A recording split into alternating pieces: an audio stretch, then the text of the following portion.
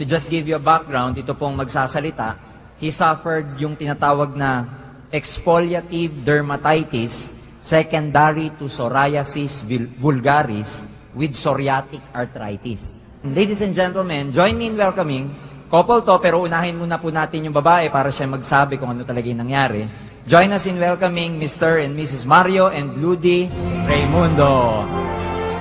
Ang asawa ko po kasi siya po ay fireman, man in uniform, so alam naman po natin hindi na dapat ipagtanong kung ano ang kanilang lifestyle. Kagaya po nung ipakikita namin sa inyo ng mga pictures niya before siya magkasakit. Ayan po siya kasama yung 4 sa aming 6 na anak. Heavy built po talaga ang katawan niya. 89 kilos po. Ayan po siya sa gitna. Siya po ang fire marshal noon sa Giginto, Bulacan. Yan pong pictures na yan ay taken bago siya nagkasakit. Noon po yung June 12, 2001. Noong pong time na yon, nag-uumpisa na siyang makaramdam ng arthritis. Kasi nga po, sa sobrang hilig sa pagkain, sa pag-inom, ayun, unti-unti, nagkakadepresya na sa katawan. So, tumaas po ang uric acid niya. Tinry po niya na mag-jeta. Yung pag-jeta na yon, ang nakasama pala sa kanyang health dahil nabigla na bumagsak yung resistensya niya. Humina ang immune system. Kaya po, common na sa dugo nila yung psoriasis dahil may auntie siya at may kapatid na may psoriasis. Lumabas din po sa kanya yon.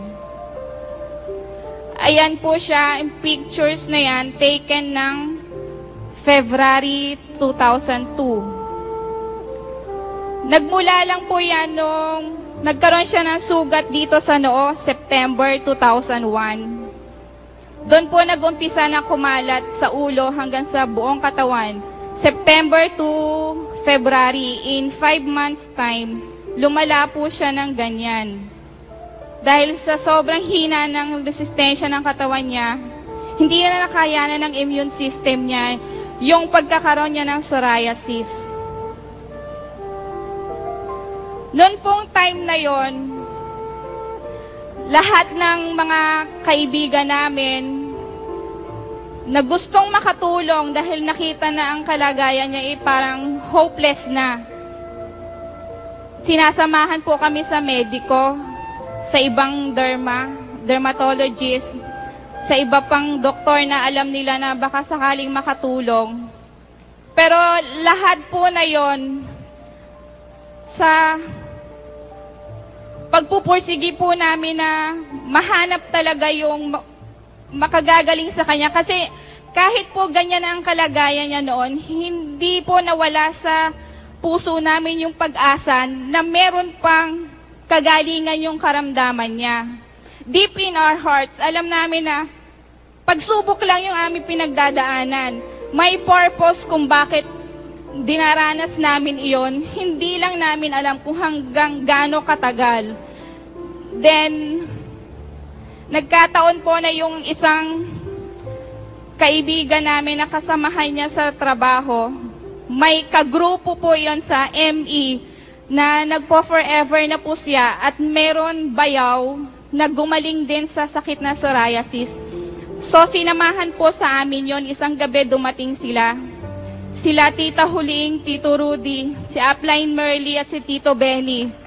Habang kinakausap po namin sila, may duda sa aming isip na baka, kasi nadinig ko na pang Forever Living dati pa, 1998. May nagre-recruit na po sa akin, pero hindi ko siya pinansin. Pinagbigyan ko lang siya na nag-sign up ako, pero hindi ko inintensyon na alamin kung ano yung negosyong nilalapit niya sa akin. So, habang kausap po namin sila, nandun yung duda na tipong, ano ba itong mga tao na to? Ganito na yung kalagayan namin, parang gusto pa kaming iraket. Pero, Doon nga po kasi sa kalagayan yun noon na halos lugaw na lang yung kaya niyang kainin, 2 kutsara, umaayaw na. After 4 days po na pag-obserba namin sa kalagayan ng asawa ko, na noon ang sabi ng derma namin ay kailangan na siyang ma-confine dahil na-dehydrate na.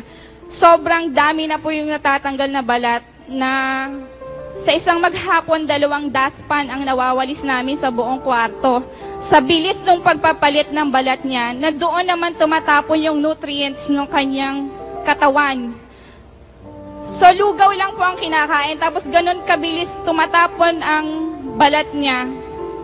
Wala nang nutrients na pumapasok sa ibang parte, sa ibang organs ng katawan. So, nag-isip na kami, ba't hindi natin subukan? Kung sabi nila food supplement ito, baka sakali nga na makatulong. So, nung pang-4 na araw po, tinawagan ko po si Tito Benny, siya ang nag-sponsor sa akin. Sabi ko, gusto ho namin na subukan, baka nga sakali na makatulong. After nung 1 litro na nainom niya, nakaramdam na po siya na ginanahan na siyang kumain. So, tinuloy-tuloy po namin yung pagbili ng products at pag-inom niya. Hanggang sa maka-1 buwan, nakakilos na po siya ng kusa niya.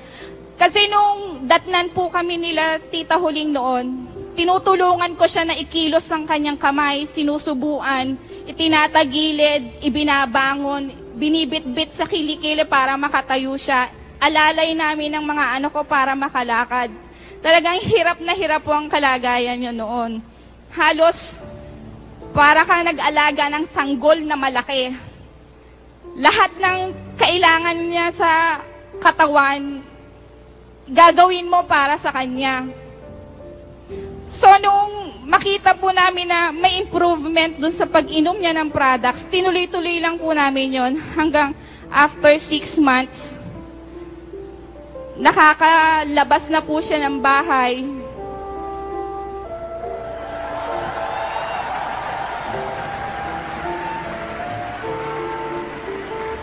Kuminis na po ang kanyang katawan. Yan pong picture na yan ay kinuhanan sa hotel doon sa Apari. Nakarating po kami doon ng December na siya ang nag-drive all the way back and forth.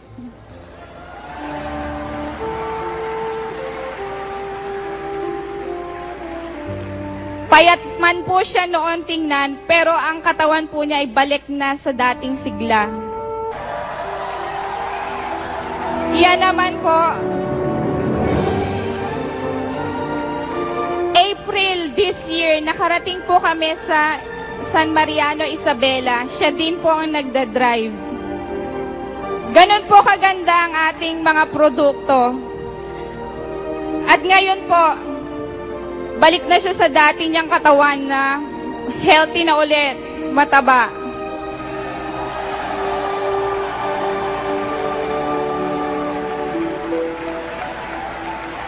Gusto niyo na po ba siyang makita ng personal?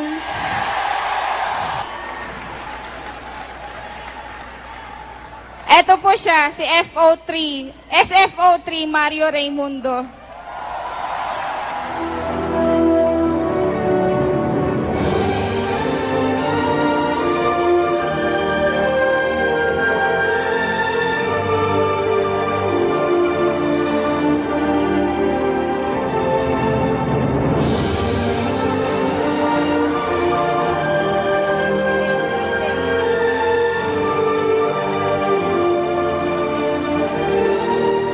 Good morning po!